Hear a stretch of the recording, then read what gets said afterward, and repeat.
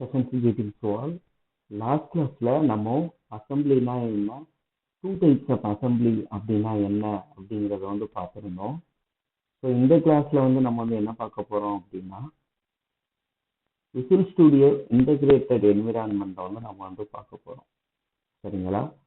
Okay. இப்போ visual studio integrated environment அப்படிங்கிறது என்னன்னா, ஃபர்ஸ்ட் அதை யூஸ் பண்றது எப்படி அப்படிங்கிறத பார்த்துடலாம். எதுக்காக யூஸ் பண்றோம் அப்படிங்கிறதே நம்ம பார்த்துடலாம். பார்த்தீங்க அப்படின்னா, இந்த இன்டகிரேட்டட் டெவலப்மெண்ட் என்விரான்மெண்ட் ஐடிஇ அப்படின்னு சொல்லுவாங்க. இன்டகிரேட்டட் டெவலப்மெண்ட் என்விரான்மெண்ட் அப்படின்னு சொல்லுவாங்க. ஸோ இது என்ன பண்ணோம் அப்படின்னா, அப்ளிகேஷன் டெவலப்மெண்ட் டெவலப் பண்றதுக்கு நம்ம யூஸ் பண்ணுறோம். ஸோ இந்த ஐடியை யூஸ் பண்ணி நம்மளால .NET பேஸ்டு அப்ளிகேஷன் நம்ம கிரியேட் பண்ணிக்கிட்டு இருக்கோம். அதுக்கப்புறமேட்டுக்கு பார்த்தீங்க அப்படின்னா, இதுல என்னென்னலாம் அட்வான்டேஜ் இருக்கு, இந்த ஐடிஇல விசுவல் ஸ்டுடியோ ஐடிஇல நமக்கு என்னென்னலாம் அட்வான்டேஜஸ் இருக்கு. நான் ஐடிஇன்னு சொல்லிட்டு இருக்கேன், அப்படின்னா என்னங்கிறத உங்களுக்கு நான் நெக்ஸ்ட் ஸ்லைட்ல காட்டுவேன். நீங்க ஃபர்ஸ்ட் அந்த ஐடியோட அட்வான்டேஜஸ்லாம் என்னன்னு சொல்லி பார்த்துருங்க ஃபர்ஸ்டேவும். அதுக்கப்புறமேட்டுக்கு அந்த ஐடினா என்ன அப்படிங்கிறத நம்ம பார்த்துடலாம். அதில் எப்படி ப்ரோக்ராம் கிரியேட் பண்ணுறது அதெல்லாம் நம்ம பார்க்கலாம். அடுத்தடுத்த ஸ்லைட்ல பார்க்கலாம். ஓகே. சிங்கிள் ஐடிஇ, அதாவது ஒரே ஒரு என்விரான்மெண்ட் தான் .NET அப்ளிகேஷன்ஸ், அதாவது மல்டிபிள் அப்ளிகேஷன்ஸ் இருக்கு. நான் ஆல்ரெடி சொன்ன மாதிரி C#.NET, ASP.NET, VB.NET, ADO.NET, அதுக்கப்புறமேட்டுக்கு நீங்கள் JavaScript இதில் எழுதலாம், HTML எழுதலாம், XML எழுதலாம். ஸோ இந்த மாதிரி நிறைய அப்ளிகேஷன்ஸ் கிரியேட் பண்ணுறதுக்கு ஒரே ஒரு ஐடிஇ தான் நம்ம யூஸ் பண்ணுறோம். ஸோ இந்த இருக்க பார்த்தீங்களா, MVC அதுலேயே இருக்கும், விசுவல் ஸ்டுடியோ அதுலேயே இருக்கும், VB.NET அதுலேயே இருக்கும், ஜாவா அதிலே எழுதிடலாம், WCF அதில் எழுதிடலாம், jQuery எழுதிடலாம், C# எழுதிடலாம். ஸோ இந்த 2 லாங்குவேஜ் என்னன்னே தெரில, இதே ஆனால் நம்மளால எழுதிடலாம்.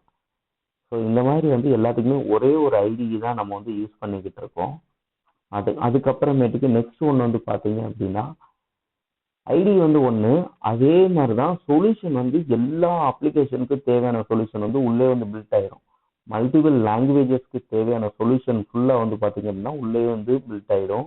ஸோ இப்போ காட்டுறேன் இல்லையா, இந்த வீதம் பார்த்தீங்க அப்படின்னா, நான் சொன்ன அந்த ஐடிஇ இன்டகிரேட்டட் டெவலப்மெண்ட் என்விரான்மெண்ட்டுங்கிறது இங்கே இந்த ஃபார்ம்னு இருக்குல்ல, இது ஆக்சுவலாக C#.NET பேஜ்.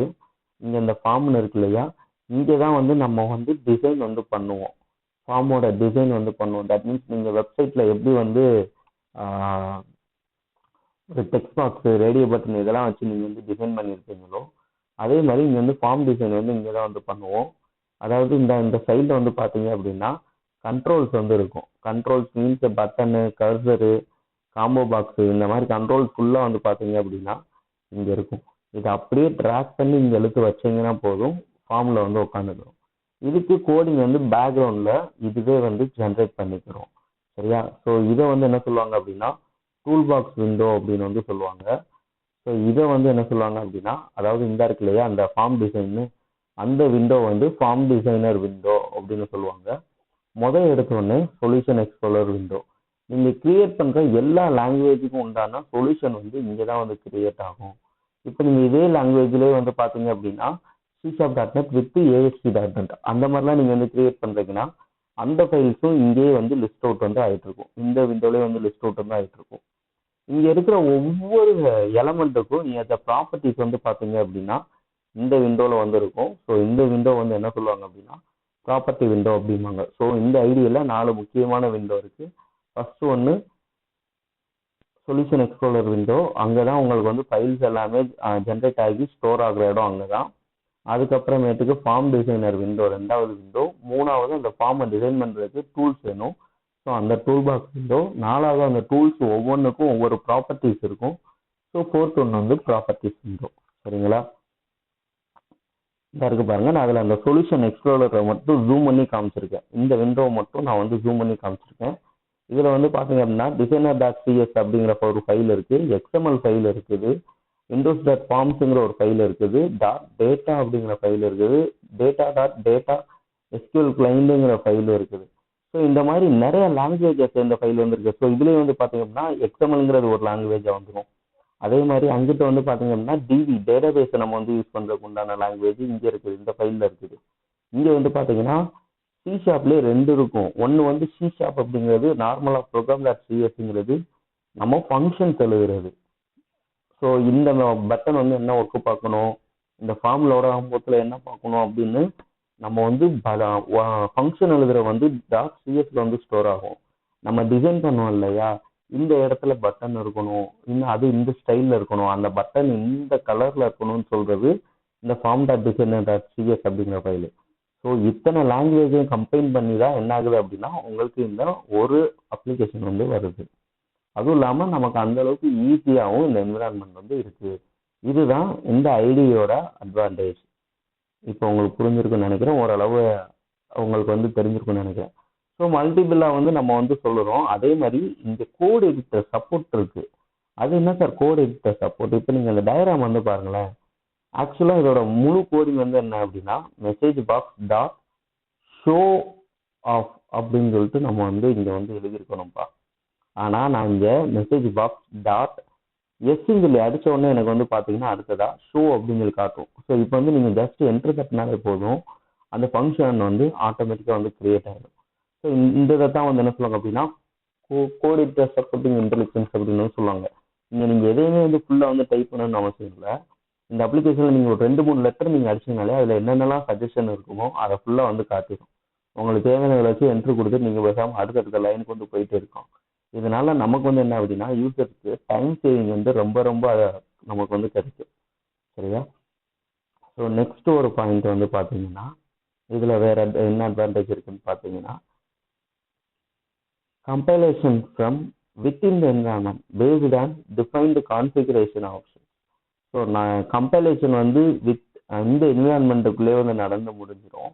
நெக்ஸ்ட் ஒன்று இன்டகிரேட்டட் டீபக்கர் இருக்கு. டீபக்கர்னா உங்களுக்கு தெரியும் இல்லையா, கம்பைல் பண்ணி எரர் இருக்கிறதெல்லாம் வந்து த்ரோ பண்ணி கொடுக்கும், திருப்பி அதுக்கு என்ன சஜஷன் வேணுமோ அதையும் நமக்கு வந்து சொல்லும். ஸோ அதை தான் வந்து என்ன சொல்லுவோம் அப்படின்னா டீபக்கர் அப்படின்னு. பக் அப்படின்னா எரரு, டீபக்கர் அப்படின்னா கிளியர் பண்ணுறது. ஸோ அதுக்குண்டான சொல்யூஷன்ஸ் எல்லாமே இங்கே வந்து கொடுக்கும். அடுத்ததான் வந்து பார்த்தீங்க அப்படின்னா பிளக்கின் ஆர்கிடெக்சர். இது வந்து எதுக்கு நமக்கு ஹெல்ப் ஆகுது அப்படின்னா டொமைன் ஸ்பெசிஃபிக் லாங்குவேஜை வந்து ஆட் பண்ணுறதுக்கு வந்து யூஸ் ஆகுது. அதுக்கப்புறமேட்டுக்கு இந்த என்விரான்மெண்ட் வந்து பார்த்தீங்க அப்படின்னா கஸ்டமைசபிளாக இருக்கும். நீங்களே பார்த்தீங்க நம்ம வந்து எல்லா லாங்குவேஜையும் வந்து உள்ளே கொண்டு வந்துட்டு இருக்கோம். ஸோ இது வந்து கஸ்டமைசபிள் என்விரான்மெண்ட். அதுக்கப்புறமேட்டுக்கு வந்து பார்த்தீங்க அப்படின்னா இதுலேயே வந்து பில்டினா ப்ரௌசர் இருக்கு. எதுக்காக அப்படின்னா ASP.NET இந்த மாதிரியான அப்ளிகேஷன்ஸ் எல்லாம் வந்து ரன் பண்ணுறதுக்காக பில்டினா இந்த ஐடிக்குள்ளே வந்து பார்த்தீங்கன்னா ப்ரௌசரும் வச்சுருக்காங்க. ஸோ அதனால நம்ம சோர்ஸ் கோடை வந்து ஆன்லைன் மூடில் இதுக்குள்ளேயே வந்து ரன் பண்ணி பார்த்துக்கலாம். தனியாக அதுக்குன்னு சர்வர் வேணும் இல்லை ஆன்லைனுக்குள்ளே போகணும் அப்படிங்கிற நீடெல்லாம் வந்து கிடையாது. இங்கே வந்து நம்ம வந்து என்ன பண்ணி பார்த்துக்கலாம் அப்படின்னா ரன் பண்ணி பார்த்துக்கலாம். அதுக்கப்புறமேட்டுக்கு ஒரே ஒரு ஒர்க் ஸ்பேஸ் தான். ஆனால் நீங்கள் வந்து என்ன பண்ணலாம் அப்படின்னா மல்டிபிள் டாக்குமெண்ட்டை வந்து இங்கே வச்சு நீங்கள் உங்களால் வந்து அசால்ட்டாக வந்து எழுத முடியும், அதை வந்து ரன் பண்ண முடியும். ஸோ அந்த அளவுக்கு இது வந்து பார்த்தீங்க அப்படின்னா ரொம்ப ஈஸியானது, ரெண்டாவது ரொம்ப செக்யூரானதும் கூட.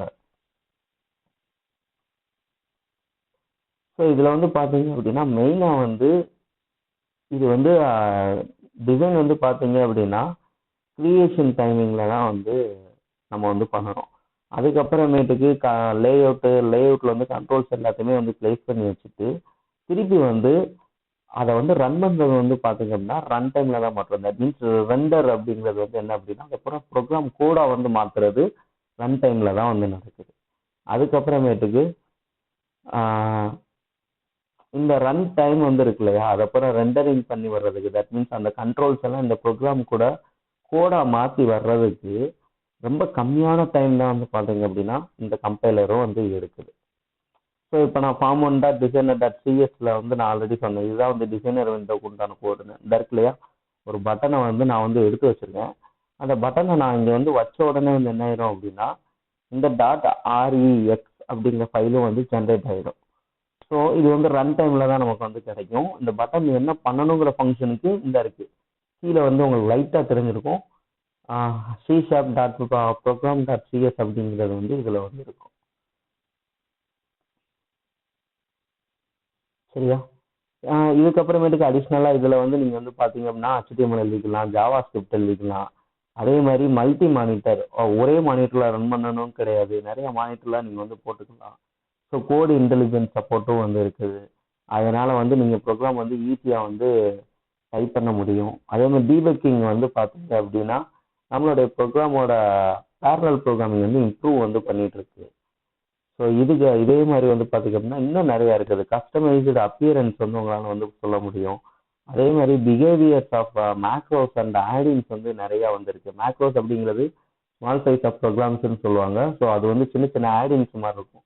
நீங்கள் வேர்டுலலாம் பார்த்தீங்கன்னா தெரியும். அதில் வந்து பிளக்கின் வேர்டு 2007 வந்து யூஸ் பண்ணீங்கன்னா உங்களுக்கு பிடிஎஃபாக மாற்ற வந்து முடியாது. ஆனால் ஆன்லைனில் ஒரு பிளக்கின் இருக்குது. அதை இன்ஸ்டால் பண்ணீங்க அப்படின்னா நீங்கள் நார்மலாக வேர்டை வந்து பிடிஎஃபாக வந்து மாற்ற முடியும். எதில் அப்படின்னா வேர்டு 2007. ஆனால் அதுக்கடுத்து வந்த வெர்ஷன்ஸில் எல்லாமே நீங்கள் வந்து பிடிஎஃபாக மாற்றுற ஆப்ஷன் உள்ள இன்பில்டாகவே இருக்கும். ஸோ இந்த மாதிரி ஆடின்ஸு நம்ம வந்து வெப்சைட்டில் இருந்தோ இல்லை டிஃபால்ட்டாக உள்ள இந்த ஐடியில இருந்தே நம்மளால் வந்து யூஸ் பண்ண முடியும். அதுக்கப்புறமேட்டுக்கு டெக்ஸ்ட் சைஸு, அதை அந்த கலரை ஆப்டிமைஸ் பண்ணுறது, இது எல்லாமே வந்து பார்த்தீங்க அப்படின்னா ரொம்ப ரொம்ப ரொம்ப வந்து ஈஸியாக இருக்கும். நமக்கு வந்து எந்த டிசபிலிட்டி இருக்காது. ஸோ அந்த பட்டன் இருக்கு இல்லையா, இதை நான் வந்து ரைட் கிளிக் பண்ணினாலே போதும். இந்த ப்ராப்பர்ட்டிஸில் வந்து அதுக்கு உண்டானதெல்லாம் வரும். டெக்ஸ்ட்னு இருக்கும். ஸோ இந்த இடத்துல நான் வந்து கிளிக் பண்ணிவிட்டு அதை வந்து பேக் ஸ்பேஸ் கொடுத்து இந்த இடத்துல நான் என்ன நேம் சேஞ்ச் பண்ணணும் அந்த நேம் வந்து இந்த பட்டன் 1 அப்படிங்கிறதுல வந்து விசிபிள் ஆகிடும். பாருங்கள் எவ்வளோ ஈஸியாக இருக்குது அப்படின்னு. அதே மாதிரி இதை அப்படியே ஸ்க்ரோல் பண்ணிட்டு வந்தீங்க அப்படின்னா உங்களுக்கு அதில் வந்து என்ன இருக்கும் அப்படின்னா பட்டனோட கலர் இருக்கும், டெக்ஸ்டோட கலர் இருக்கும், இந்த மாதிரி எல்லாமே வந்து இருக்கும். ஸோ அது எல்லாத்தையும் சேஞ்ச் பண்ண இங்கே உங்களுக்கு லைவ் ப்ரிவியூவாகவே எல்லாமே வந்து மாறிட்டு வந்து இருக்கும். ஸோ இது வந்து அந்த அளவுக்கு வந்து ஈஸியானது. நீங்கள் நினைக்கிற மாதிரி டாட்நெட்டுங்கிறது அவ்வளோ டஃப்பெல்லாம் வந்து கிடையாது. இவ்வளோ தூரம் பார்த்துருப்பீங்க, அதில் நம்ம ஒன்றுமே வந்து படிக்கலை. ஈவன் நம்ம வந்து அதில் உள்ள என்னென்ன ஒர்க் பண்ணுது அப்படிங்கிறதான் வந்து பார்த்துக்கிட்டு இருக்கோம்.